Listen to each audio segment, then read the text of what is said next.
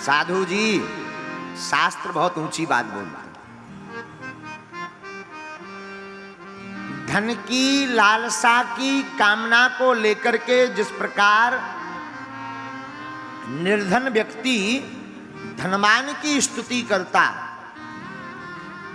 धनवान इंसान की स्तुति करता है, उसी तरह अगर वह विश्वकर्ता धर्ता भगवान श्री हरि भगवान की स्तुति करे तो धन की बात तो छोड़ो, वो बंधन से भी मुक्त हो जाएगा और परम धन को भी पा जाएगा। हाँ, देखो हम एक बात अक्सर बोलते हैं, शायद किसी को बुरा लगे, इस संसार में जितने लोग हैं सब भिखारी हैं। हाँ, सब भिखारी। अंतर इतना है, गरीब मंदिर के बाहर भीख मांगता, अमीर मंदिर के भीतर भगवान से भीख मांगता। भिखारी दोनों हैं। गरीब बाहर मर्यादा तोड़ करके भगवान के नाम पर दे दे, ऐसा कहता। अमीर भीतर जाकर ठाकुर जी से मांगता, हे ठाकुर जी, और तो सब बड़ी कृपा हो गई, बस छोरा को मूड ठीक हो जाए, लड़का की बुद्धि ठीक हो जाए।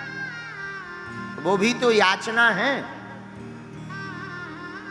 वो भी तो कामना है, वो भी तो कुछ लेने के लिए मांगना है। तो साधु जी, हम करोड़ों की बात ये बोलना चाह रहे हैं, जब सब भिखारी हैं तो भिखारियों से क्या मांगना, मांगना ही है तो पूर्ण परब्रह्म परमात्मा दाता श्री नंदन नंदन यशोदा नंदन भगवान श्री कृष्ण चंद्र से मांगो। जो एक तो देंगे नहीं, देंगे तो सुदामा की भांति। सुदामा जी ने कुछ मांगा नहीं। अच्छा, बड़ी विचित्र बात, कई बार हमें बड़ा विनोद आने लगता, हंसी आने लगती। लोग कहते भगवान तो अंतर्यामी है, भगवान तो घट घट वासी है, भगवान तो सबकी जानते हैं, ये सब कहते हैं। लेकिन जब वो सब जानते हैं, अंतर्यामी है, पर उन्हीं के सामने लिस्ट लेकर पहुंच जाते। और तो सब बढ़िया है भगवान, बस मकान बन जाए, और तो सब ठीक है, नौकरी लग जाए, और तो सब ठीक है, कर्जा चुक जाए। अरे पगला, जब भगवान अंतर्यामी हैं, वो सब जानते हैं, तो क्या तुम्हारे मन की नहीं जानते कि तुम किस लिए दरबार में आए हो?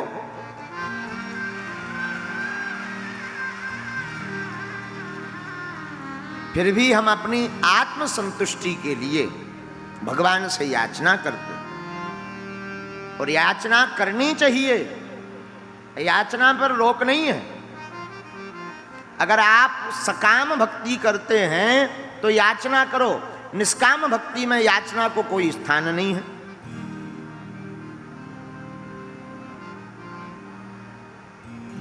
तो आदरेण यथा स्तौति धनवंतम धनेच्छया, धन की इच्छा से जो भगवान की स्तुति करता, वह स्तुति सफल हो या विफल, पर उस स्तुति में भगवत्ता या भक्ति किंचित मात्र भी नहीं रहती। हाँ, पुनः समझो, श्रीमद् भागवत महापुराण में जब ठाकुर जी प्रकट भय नरसिंह अवतार लेकर के प्रहलाद जी के यहाँ, तो भगवान ने प्रहलाद जी को कहा कि मांगो भाई, कुछ मांगो।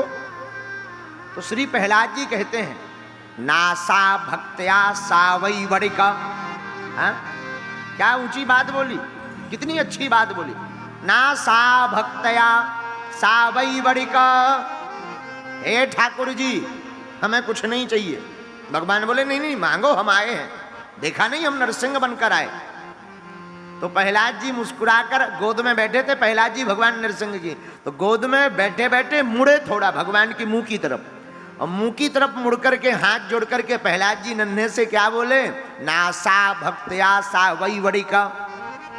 अरे सरकार, आपकी भक्ति कुछ प्राप्त करने के लिए की, तो फिर ये भक्ति नहीं है, ये तो आदानम प्रदानम है। कुछ हम आपको दे रहे हैं, कुछ आप हमको दे रहे हैं, फिर वो भक्त नहीं, फिर वो व्यापारी हो जाता है।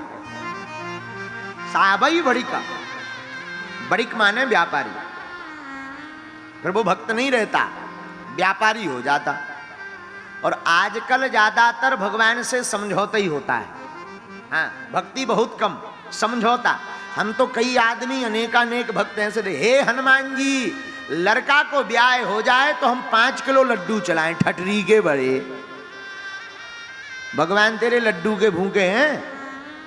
हे बागेश्वर वाले हनुमान जी ऐसा चमत्कार हो जाए तो हम चांदी लगवा दें, नक कटा।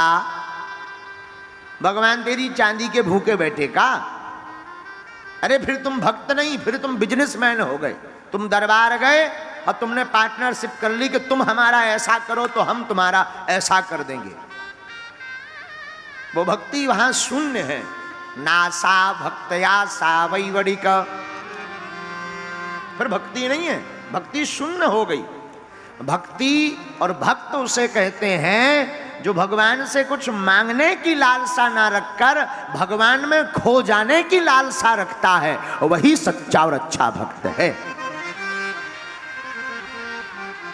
अच्छा महाराज ऐसे कोई भक्त है? हाँ, महलों में पड़ी बन के जोगन चली, मीरा रानी दीवानी कहाने लगी, ऐसी लागी लगन मीरा हो गई मगन, वो तो गली गली हरि गुण गाने लगी, ऐसी लागी लगन, लागी लागी रे लगन, लागी लागी रे लगन, लागी लागी रे लगन, लागी लागी। मीराबाई, सूरदास, रैदास, कबीर बाबा, भैया ये ऐसे भक्त भये जिन्होंने भगवान से कुछ नहीं मांगा, भगवान ने सब कुछ दिया।